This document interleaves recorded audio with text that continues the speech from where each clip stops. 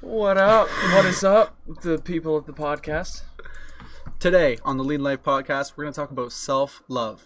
Self-love? Self-love, love for self. What is that supposed to mean? I guess we're going to talk about it.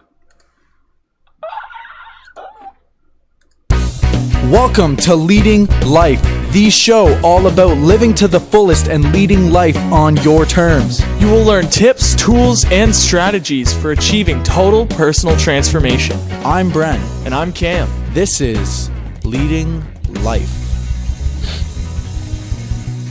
What up, what up, what up, what up, what up, what up, what up? Hello, and welcome to the Lead Life podcast. Thank you for tuning in. This is a special episode. I feel like it's special because it's the first time I've actually sat beside Cameron in a podcast for so long, dude. But yeah, anyways, Cam's living with me now. We're in my basement. And my basement. Our basement. We got guitars and stuff set up. Yeah, anyways, life's good, basically. And we got our special guest, our friend Bears. What's up, Bears? Yo, what's up? Y'all know Bears. Bears doesn't even need an introduction. Bears is the man of men. He says. Okay. He's been on multiple shows. I don't even know what that means. Yeah. Hey, man, it's up to your imagination. That's why we went with that.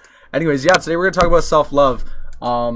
It's an interesting topic. Who brought this up? I think it was Harley. Harley's here, and he was like, man, you guys got to talk about self-love. The last time I think we touched on it in a recent podcast episode. He basically wanted us to expand on it. So basically, okay, so let's Is Harley Pinocchio? Excuse me? Is Harley Pinocchio? No, he's not. No. Okay. That's a different one. We're inside jokes, guys. Inside jokes. Okay, so, yeah. Well, let's talk about why self-love is so important and what will it give you in your life. Like, why should people even care about self-love? Yeah. Question mark. Well, you know what they say.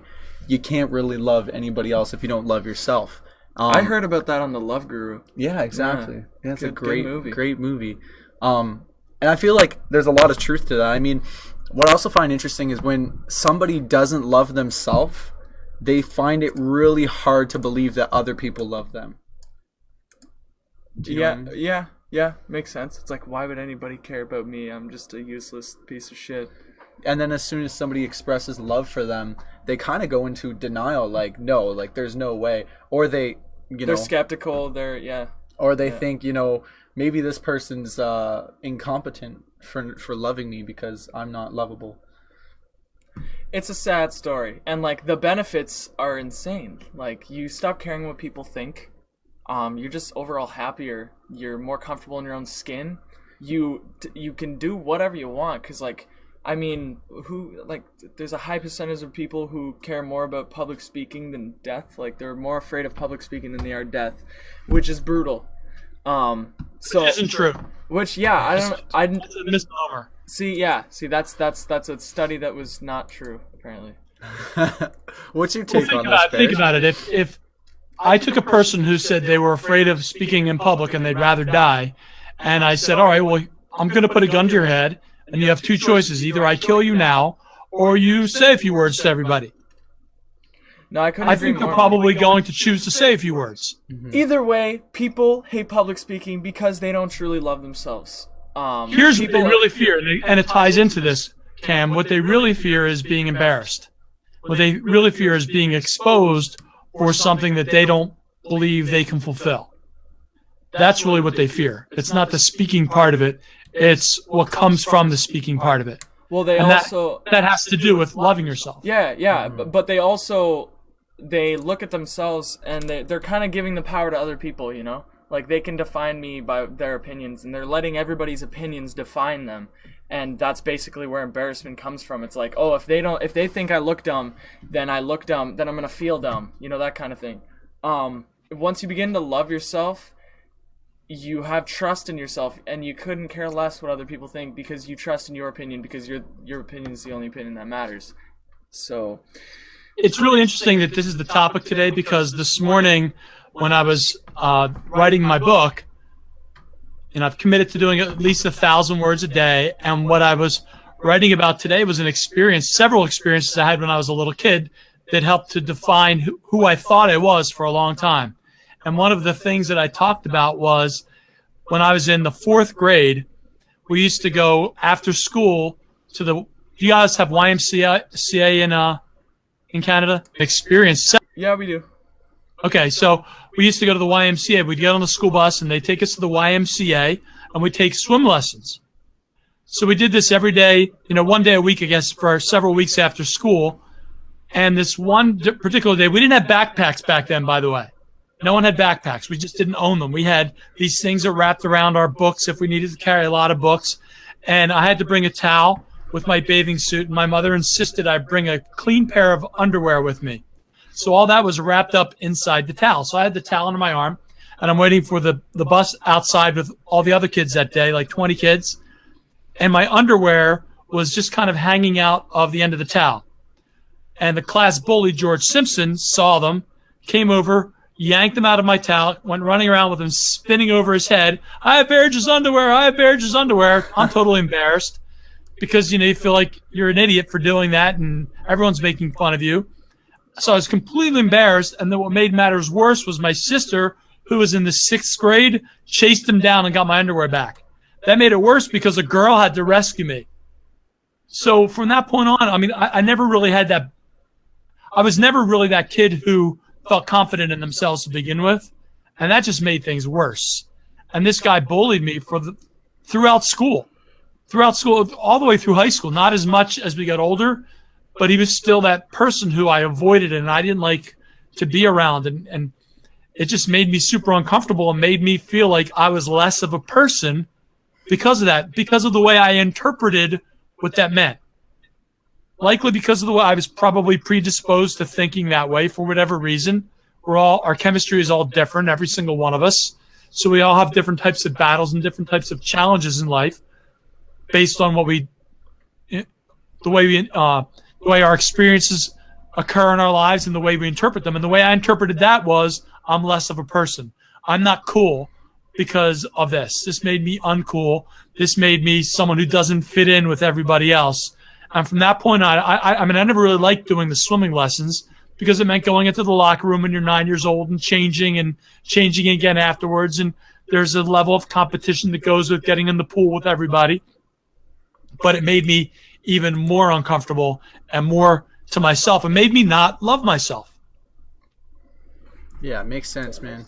I think that's where it starts for a lot of people when it comes to that relationship they have with themselves. Is it starts early, in childhood. Because it's crazy how much your childhood actually has an effect on the rest of your life.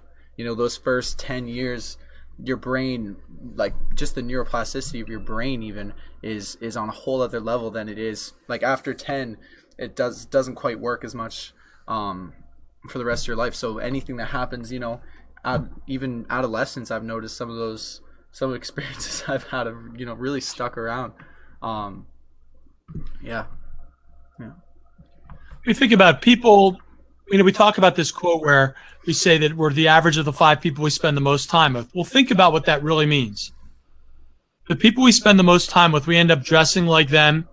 We end up hanging out at the same places. We end up probably having the same type of recreation. If they're drinkers, we're drinkers. If they're smokers, we're smokers. If they are abusive with their language, we're abusive with our language. If they have a certain income, we probably have a similar income. If they have a certain kind of home, we have a certain kind of home. If they take their kids to certain places, we take our kids to certain places. Is it because we're attracted to those people, or is it because we want to fit in?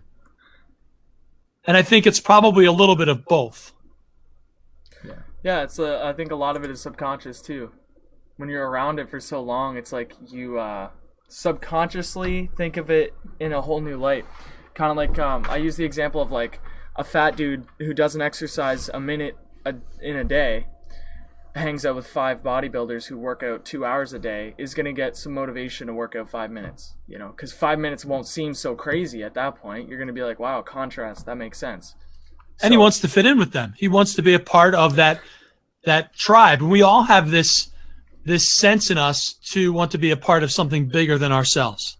Mm-hmm. We all want to do that. That's one of the reasons I like doing this, because this is bigger than just me.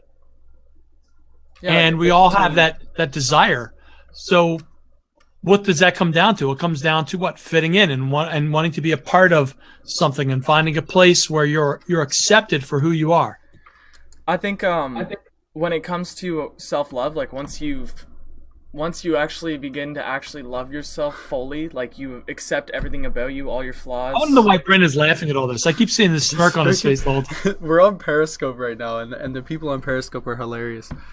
Yeah, they're cracking me up. But go ahead. But no, once you begin to actually love yourself, you don't get as affected by the people you're surrounded by, because you kind of realize that the only opinion in your life that matters is yours, unless you're asking for criticism.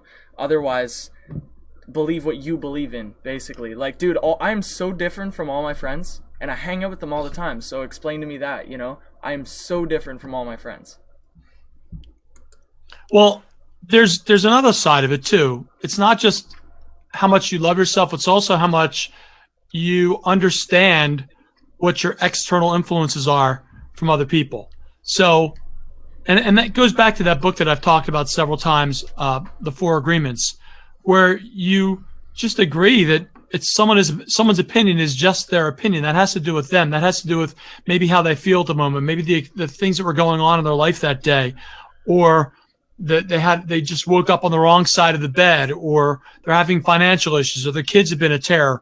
Whatever it is, it's just them. It has nothing really to do as much with you. And I really feel like I'm missing out on what's going on Periscope. I'm not loving myself a whole lot right now. They want to add us on Snapchat. Bears, what's your Snapchat? I don't have Snapchat. Add me on Snapchat at Brendube, BRENDUBE. What's your Snapchat? I don't really use it too much. It's Cam on 123. Okay, now that you have our Snapchat, let's get back to self-love. So it comes down to how we interpret what other people say too, and if we are looking at what other people say as just them, it's so much easier to be okay with yourself because you're taking the blame off of yourself. It doesn't have anything to do with me.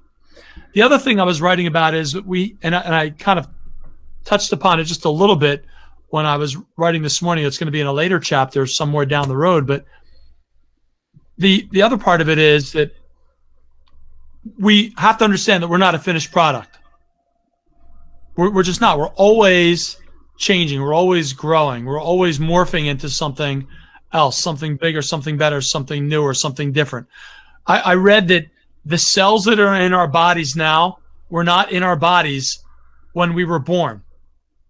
We're actually a completely different person physically from when we were born. I'm pretty sure it's like from like 5 years ago, actually. Right. Every 5 years you change who you are. Yeah. Exactly. So if we can change that and still be a semblance of who we are and maintain some of that, we can also change our personalities. I took a personality test several years ago, 30 years ago, and it said that I was an ENTP. I think it's the Briggs-Myers personality inventory. When I retook it about 6 or 7 months ago, I'm an INFJ. Totally different because I've had different experiences. I've decided to interpret things in my world in a different way. And things affect me in different ways than they did before, or in some ways they don't affect me at all. When we realize that, maybe people didn't like you when you were a kid because you were a jerk. Well, instead of saying, that's my state, that's who I am, period, I can't change, realize, well, I can decide to no longer be a jerk. Yeah. That's something I had to come to terms with, man, because growing up in my environment, I kind of grew up with like a lot of anger issues. Like, I was just mean. I saw that's the best way I could put it. Is I just remember being mean. Yep.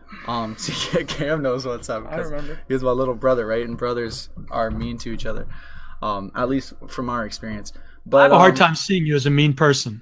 I know, that's the thing. Is like I can't even picture myself back then of how I was, and I had to completely change my personality completely. It was hard to love yourself when everybody around you thinks you're an asshole, or when you're just mean to everybody, or when you just I didn't love or appreciate myself whatsoever. And it's crazy how much your personality can actually change. I didn't really realize it until recently, you know what I mean? Because I've been reading all these books, getting into all these videos, podcasting, meeting new people, surrounding myself in a new environment. And it's crazy like how fast those kind of things can change.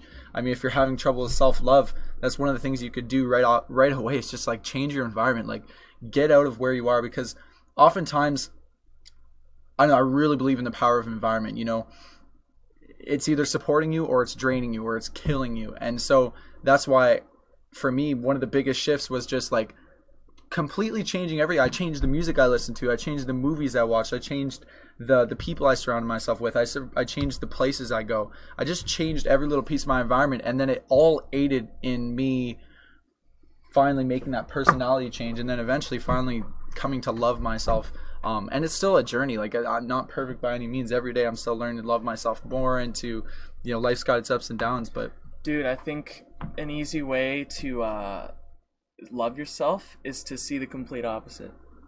Like, you wouldn't know what a nice sunny day really is like without rainy days. You wouldn't know what lying is if you didn't know what truth was. You wouldn't know what evil is if there was no good people out there.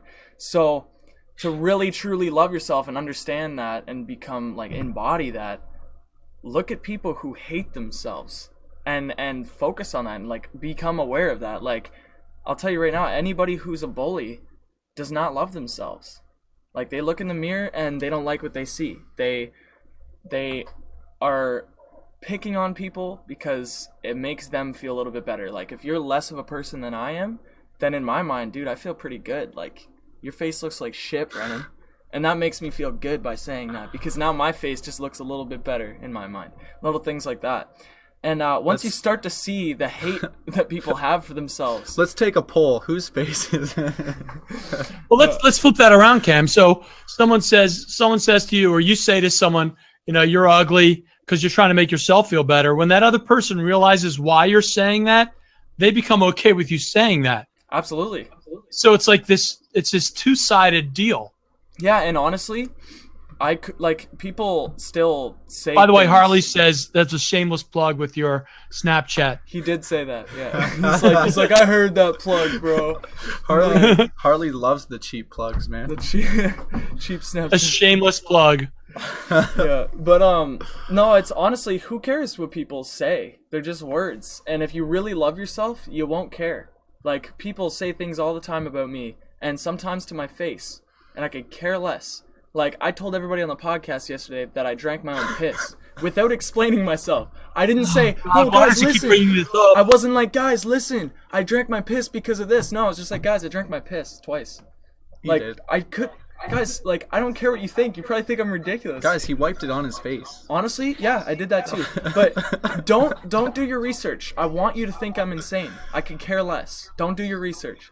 But, like that's a prime example of me not caring about what other people think, and by people just spreading shit like, oh, dude, did you hear? Like, that guy drank his own piss. Did you hear about that? That guy's nuts, man. Like, who cares? At the end of the day, when they go to sleep, they're not gonna be like in bed being like, wow, Cameron drank his own piss. That's fucked. No, they're gonna be like, man. Oh, what? Let's think. Like, they think about themselves at the end of the day, man. Shelby's in the comments section and she's like, "Oh, great, we're on this topic again." No, but that's just my like best example. Is this a pissy topic or a crappy topic? I'm not quite sure which it is. I don't know. Can't. We're done. But no, like, that's just a prime example of, like, what self-love does, because I used to really think about what other it doesn't make you drink piss. It doesn't make you drink piss. I used to really think about what others, like, I used to really care about what other people thought about me. Like, do I look stupid? Do people think I'm stupid? Do people think I drink piss? Now I couldn't care less. And every time I look in the mirror, I smile and I love what I see. Not in an ego way. I'm so proud of the changes I've made, and I'm so proud of the self-discipline I've created and all the pain I went through to be where I am today. Like, the like, it's like a bodybuilder who looks at his muscles and he's like, dude, the pain I went through to get these. Yeah. That's how I feel about the person I am when I look in the mirror. The pain I went through to be the person I am, to be a nice person, to be a person who knows all this stuff, and I could talk about it on a podcast. That's an interesting distinction, man, because I never really noticed, like, back when I was like 60 pounds heavier than I am today, and I used to look in the mirror and just like cringe. And then I'd see bodybuilders, or I'd see people who work out and they exercise, and I'd see them, they'd look past the mirror and they'd flex at themselves and be like, yeah, or they'd be walking on down the beach without a shirt on, like just like, yeah. And I used to always think like, man, that guy's a dick. He's a douche. Like he's a douche, right? Yeah, until I lost the weight. And then I realized, and then I started looking at myself differently in the mirror. I looked at myself in the mirror and I could finally look at myself and be like, wow, like, yeah, like I finally get what that guy was thinking when he was, you know what I mean? It's a level of like pride of like, man, I put in all this work. I went through all this. I made all these sacrifices. I've had all this suffering, and I finally created something out of it. And that's beautiful, man. Like, when you do this, are you looking at muscles? Oh yeah, buddy. Look, check this out. Check. Hold on a second. Let me see if I can make my zoom in a little bit. Shane Train, hustle muscle, Choo. Choo, right. Please keep your clothes on. Thank you. For this episode, Bears, just for this. For this episode, talking about piss is enough. We don't need to get naked too. Anyways, we got a comment in the section of comments from Harley, and Harley asks, "What moment in your life caused you to have self-love?" And I think he's directing it towards you, Bears. Yes, he is. That's a really good question, and I never really thought about a moment. I don't think it was ever a moment for me. I think it was a gradual thing for me, and I think it's always going to be. I think we can always view ourselves in a better way, no matter where we are. Even Cam drinking piss can view himself in a better way, and so for me, it's been a gradual thing, and I can tell you that for certain, it's been most of it over the past few years, where I had to put myself on video, and I didn't like seeing myself on video, and I got comfortable with it. I got used to it, and I got okay with that person that was in the video. That I thought, well, that's not so bad. I looked at myself a totally different way.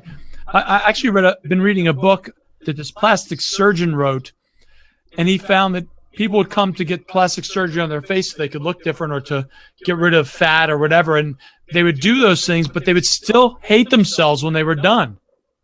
They still had this terrible opinion, and they'd look in the mirror and say, you did a terrible job, I look awful, and they looked amazing. The problem wasn't physically what they looked like. The problem was emotionally how they felt about themselves, what they told themselves, what their subconscious was believing in themselves. So Harley, that's a really good question. I can tell you that I've done some really big work with my subconscious over the last few years, and that's helped me to be really okay with myself and not feel uncomfortable. I didn't go. This is the first time I'm saying this in public. This is something that's listed for me to put in my book. This is the first time I'm saying this in public. When I was about 35, my cousin got married, one of my most favorite people in the whole world. And he was one of those people that, just drew people to him like a magnet. And all the people around him were like that. And I was going to feel like a fish out of water at that wedding. And I said I was sick. I can't go. And I didn't go. I was 35 years old. I just didn't want to be in an environment where I was going to feel less of myself. It had nothing to do with who I was. I was fine. It was just, I just wasn't comfortable with it at that point, and I didn't care about myself enough. I didn't think I was a good enough person yet. So I stayed home, and I missed his wedding. I wouldn't do that now. Today I'm cool with it. All that stuff is fun and a great experience to meet new people. That's crazy, man.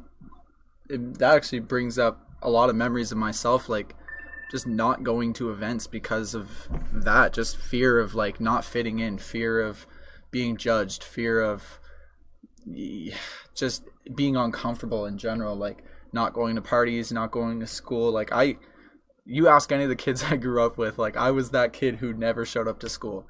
I show up to school like 2-3 days a week.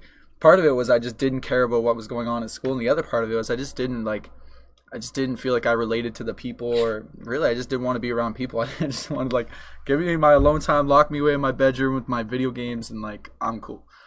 Yeah, I noticed that like I'm not too different like in that regard. Like I still sometimes don't show up to events because I know like I'm on my own path and I don't belong there. You know what I mean? But if it's a wedding, like I'll go. But if it's something like, hey man, you want to come to this party or this place where we're doing things that you don't really care about. It's like, nah, I'm good. Like I'm doing my own thing. I'd rather edit a video than do that, you know. So And that's a totally different Yeah, thing. that's It's not what I mean. because you feel uncomfortable being there. You just don't feel like going, and that's actually a form of self-love too, where you don't feel like you need to go to fit in. You're okay if you don't go. You don't feel like if you don't go, you're going to lose friends. You're okay if you don't go. Mm-hmm. You don't feel like if I don't go, everyone's going to think less of me. You're okay with that. I think something that really helps with self-love too is keeping yourself busy, like doing something, because you have a lot of people call it a vehicle. A lot of people use that analogy, like drive it somewhere rather than just sit around and stare at it. Sit it like in your garage and like look at it all day. Do something. Like the only reason that I wouldn't go to an event like that is because I'm busy doing my own thing. It's not because I love myself. I do love myself, but like I am on a mission. And if that doesn't really bring me closer to my mission, then I'm not going to do it. And that's what really got me to quit caring about what other people think. Quit caring about people who are disappointed in me for making the choices I've made. It's like if caring about this is going to bring me further away from my goals, then I'm not going to do it. Like that's why it's so easy for me to change, and that's what people need when it comes to change. If you want to make any change, you have to have like a higher purpose, basically. A lot of people, they do it like they'll change their life because of Jesus, right? But for me, it was like because of my career, because of like what I really want to do with my life, what I want to create with my life, the impact I want to make with my life. And that's what pumps me up. That's what gets me to eat well. That's what gets me to drink more water. That's what gets me to skip on parties and skip on hanging out on weekends and actually like be productive more, is having a higher purpose. Like some people, it's different for everyone. It could be your painting career. I don't know. It could be his music. You know what's given me like a ton of self-love, and it's not even, it doesn't have to do with anybody, which I think a lot of what we talked about today is like, you know, has to do with other people and our relationship with other people and stuff like that. But really, one of the things that brought me a ton of self-love when I mean, early on my journey when I first started kind of changing my path from drunk alcoholic asshole teenager to like whoever you want to call me now, but Douche. Sure. Bro. Anyways, It means that with all love. yes, of course. But what I'm getting at is just like improving the relationship with yourself, and by doing that, by creating trust. And how I used to do this is I used to tell myself, I mean, I don't know if you guys ever do this, but you write a to-do list and you say, okay, I'm going to do all these things on this to-do list, or this is what I want my day to be like. This is what I want my life to be like. I'm not sure if you've had this experience where you put out this huge to-do list, you get super excited about it and you're pumped about it, and then the next day you don't do any of it. And then you lose a ton of confidence, and then you also lose trust with yourself because you told yourself, I am going to do this, and then you didn't. And then you lose that kind of, that, exactly, it's what it is, trust. And when you lose that trust for yourself, you lose confidence, and you lose pride. love, you lose pride, right? And what I think is really, I guess, kick-started me on the journey to self-love is setting up like small commitments and then following through. Setting up like promises and then keeping my promise. That's what's like, even just the smallest thing, like, okay, today I'm going to work out for a half hour. I'm going to work out for an hour. I'm going to do yoga for 10 minutes. Yeah. Or I'm going to meditate for 10 minutes. Or I'm going to read a book. Or I'm going to watch a video. Or I'm going to, you know, go talk to somebody new or do something. Just those small little wins, I feel like was the kickstart to my journey of self-love. So what that might look like for you, I don't know, but find areas in your life that are just small, like easy things that you could do. Take some action. Take some action, Yeah. but take some small action first, because what happens, I think, for so many people, or at least the trap that I've fallen into, is I try to take massive action, but like total, complete massive action, and then none of it gets done, or I don't hit my expectation, and then I end up disappointed. You don't want to, like, disappointment will kill your confidence. So set the game up to win. Like, instead of setting up this huge to-do list with all these things you got to do and then only getting a couple things done, give yourself like one or two things like that, like your must-dos today. Do those, and then you can feel confident in yourself. And once you feel confident and you trust yourself and you get some momentum and some pride or some love for yourself, that's when you could finally take on more on your list. But first you have to develop that muscle of like, okay, I trust that when I say something, I'm actually going to do it. Because that trust was like, looking back right now, I'm just thinking of this now. That was like the kickstart to my self-love. It was like, man, when I say I'm going to do something, I freaking do it. And that's what made me get on the health journey. That's what made me meditate consistently. That's what made me change my mindset and like get around new people, quit my shitty job and like do what I love. It's just building those small little wins consistently, and it builds confidence and trust and love. So that's a takeaway. Absolutely. Brent, do you think people set themselves up for failure with that? We've all heard, we overestimate what we can do in a day and we underestimate what we can do in a year. Do you think people set themselves up for failure? And do you think sometimes people subconsciously set themselves up for failure because they don't deserve to win? Yeah, it's got to be. Yeah. I mean, like we've talked about this before. You've been on a show talking all about the subconscious. Subconscious basically makes all of our decisions. Isn't that what you told me recently, Bears? It was 100% like 100%. of them, yeah, 100%. Like absolutely. So it all happens at a subconscious level. But I feel like if you're going to help yourself change at the subconscious level, it's best to start off with those easy wins, because then it's like you're teaching yourself, you're training yourself that whatever it is that you said you were going to do is not that bad. Depending, because like you might, like when it comes to meditation, you might, or working out or whatever, you might not want to take massive action. You might be like, all right, I'm going to take tiny action. But when it comes to something you're passionate about, you won't want to live with yourself if you're not taking action. If you didn't do something that's bringing you closer to your goal today, then you seriously don't want to live with yourself. You're just like, who am I? Why am I, like, I'm not living? And that's what passion is. I keep talking about passion, but like, you cannot go a day without doing something to bring you closer to your goal. That's passion. And you won't let yourself. And if you do, you feel awful. You're just like, dude, I have to do something. That's why I post a video a day. And it never ends. At least one. And I like what Infinite Waters says too. He's like, by 6 a.m., I'm, waking up and I'm making a video. 7 a.m., I'm editing that video. 8 a.m., I'm posting that video. 10 a.m., I got a bunch of grapes in my mouth. 11 a.m., we're going to the skate park. 12 o'clock, we're eating more strawberries. 1 o'clock, maybe we're out for lunch. And then 2 o'clock, we're watching a movie. Stuff like that. Like, he works maybe 3 hours a day. And then he just takes his time. Like, you don't need to go crazy on this, Yeah, and like I said, you could take massive action. We talk a lot about massive action, but what I find is the trap people run into when it comes to massive action is exactly that, Bears. They set themselves up for failure. And then when you set yourself up for failure, you basically just kill your confidence. And when you kill your confidence, there's no way you're going to continue or stick to what you're doing because now you don't feel like you can do it. A classic example is in myself. One of the biggest challenges I've had over the past lifetime is getting out of bed early. Like I remember back when I was a kid, when I was a teenager, I was still having trouble with this. And I mean, there's been points where I've been able to consistently wake up early, but I never stuck to it. And looking back, I feel like a lot of it is because I'd set myself up for failure. It's like, okay, I'm up till 3 a.m. I'm going to be up at 5 a.m. I'm going to work out for an hour, and then I'm going to go for a run. And then I'm going to meditate for another 45 minutes. And then I'm going to go and work on this big project. And then I'm going to go to work. And then I'm going to do all these things. Meanwhile, I had never worked out for longer than a half hour, and I told myself I'd work out for an hour. And then I saw myself, okay, now I'm going to work out or meditate for 45 minutes. Meanwhile, I could barely sit there for 5 minutes. And instead of, starting off small and building confidence and building momentum, I just took on this huge load, and then it basically crushed me, and I dropped it all. And then I lost all confidence and trust in myself to actually get up and get up early and do those things, because I didn't feel like I could, because in the past, looking to the past and my past experience, I'd never been able to do it. And that's what oftentimes it might not seem like the right thing to do, but subconsciously I feel like we're always looking back to our previous experience to see, okay, have I done this before? Does this make sense for me? Is this possible for me? Have I practiced this? If not, odds are I'm not gonna be able to follow through. If that makes any sense to you, Bears.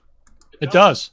It does. I think that's a big key to feeling as if you've got some worth. If you feel you're contributing each day, then you'll feel like you're worthy. But if you set yourself up to contribute all these things and you end up getting nothing done a lot of times because you just don't know where to start, we overwhelm ourselves and we get this paralysis by analysis. Well, what should I do first? I can't do any of these things first. I don't know what I should do first, so I'll do nothing. And then the day's gone and you suddenly realize I didn't do anything today. I'm a crappy person. I don't follow through. The next day, you determine you're going to do all these things. You take that whole list, you put that whole list in front of you again, and you go through the same process all over again. And by the end of the week, you've done nothing. A week has gone by. You've had a week of telling yourself you're crap, you're shit, and you don't get anything done. So pick something. What if you did one really cool thing? I actually said this on a Facebook Live video earlier today. What if you did one really awesome thing a day? Just one. Not a lot, just one awesome thing a day. At the end of the year, you would have 365 really awesome things that you did and you could reflect upon. That would be amazing. Yeah. 365 things to look back on over the course of the year and say, wow, look at these incredible things I did. That's just from doing one thing a day. Mm-hmm. Yeah. Most of us don't do it that much. No, I feel like most of us just follow a routine. Like, we're so stuck in our habits. We're creatures of habit, and we just get stuck in this routine. And sometimes that routine becomes self-defeating. Sometimes that routine becomes overwhelming, and we just beat ourselves up, and then we lose confidence and self-love. And other times that routine, if we do it properly and if we consistently exercise it, it fuels us. It fuels us to go further and to do more and to do things. But I love the idea of kind of break out of your routine at least a little bit every day, which is an amazing practice because it teaches you not to get too caught up in a certain routine and not get too comfortable. And it teaches you to be able to adapt, I think, when you're not too in routine. I try not to be too in routine. It's just not something I think works for me personally. I heard someone say, this probably within the last year, on a podcast, that you should approach each day the same way you would approach the day if you were on a vacation. So if you went to, let's say you went to Italy, and in the morning we're going to go to see this place, and then we're going to go see the Leaning Tower of Pisa, and we're going to go over here, then we're going to go over there, and we're going to do this. And by the end of the day, you've ticked off all these amazing things. You've rushed around. And it reminded me of this day that I spent in San Francisco last year, where I had an extra day at the end of this event that I went to. And what am I going to do with myself all day long? I know I'm going to go to all the places I wanted to see. I wanted to go to University of Berkeley in California. I wanted to go see Muir Woods, which is where the redwoods are. I wanted to go see the coastline, where there are all these beautiful cliffs and the road winds around like this. You see it on TV all the time. And I wanted to hang out in downtown San Francisco. I did all of those things in one day. I powered through the entire day. I didn't slow down. I didn't stop. I had an amazing day. It was incredible. I'll remember it forever. I was taking pictures, posting them all over Facebook. People like following me all day long. Oh my gosh, I can't believe you're doing all these things in one day. What if we approached our lives like that all the time? What if we said, okay, today I've got to write in my book, and then after I'm done that, I've got to make sure I edit it a little bit, make sure it's nice and clear, and then the next thing I'm going to do, I'm going to make a video, and I'm going to share that with everybody, and I want to do a live video, and I want to get on a podcast, and then I need to do this and do that, and you got all these different things done because you approached it just like you would if you were on a vacation. You only have this one chance to get it in. I had that one day to get those things in, and I was going to get them all in, and I did because I wanted to. I really wanted to, and so I made it happen. So what if we approached every day like that? Now, it would be exhausting. I get it. But what if you approached one day a week like that, or 2 days a week like that? Who would we be? How much more would we accomplish? What could we create? How many lives could we influence? What changes could we affect in the world? I like that, man. I like that. Yeah. So, Cam, Yeah. what are you going to do tomorrow? Tomorrow. An amazing thing. Tomorrow He's is going a Friday. to Huh? I'm going to drink some piss. I'm probably not going to drink piss unless I need to. I might need to, guys. Hey, if you come down with some sort of rash out of nowhere last minute. Rub some piss on it. Okay, so tomorrow I'm going to be recording I'm making a short film, a little short comedy sketch. That's my day, man. Other than that, I'm having a good time. I'm going to have a bunch of grapes in my mouth. Strawberries? I wish. Let's do it, yeah. Let's grab some strawberries. No, but I agree, man. Every day should be really eventful. And in the next episode, I want to talk, or in a future episode, I want to talk about, like, what Gary talks about this a lot. Gary Vee talks about like leveraging your strengths, and I kind of want to twist it and say leverage your passion, because, like I said, you won't be able to live with yourself if you're doing nothing and you have a passion just sitting there, like, cause I don't know. We could talk about this. Yeah. Passion is bro, intense. let's save it. It's intense. Let's save it for It's the crazy. next episode. I could talk about this crazy. for days. Mute him.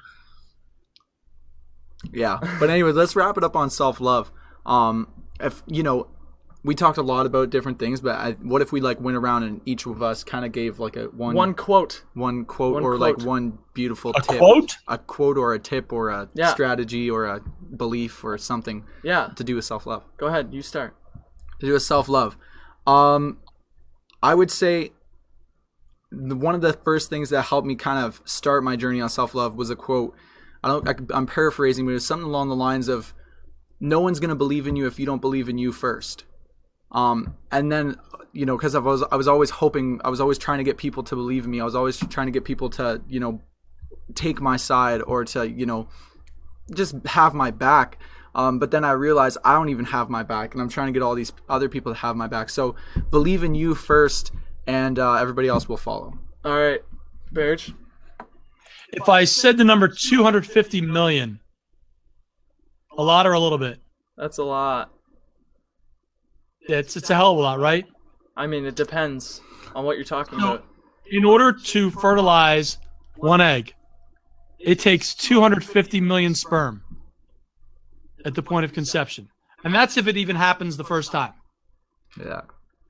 So what that means is every single person who's listening to this right now, all three of us, anyone who's not listening, anyone who knows someone who's not listening, anyone who knows someone who listened once before, anyone who has been born before and is going to be born, is the only person that beat out 249,999,999 other sperm to be the one that made it.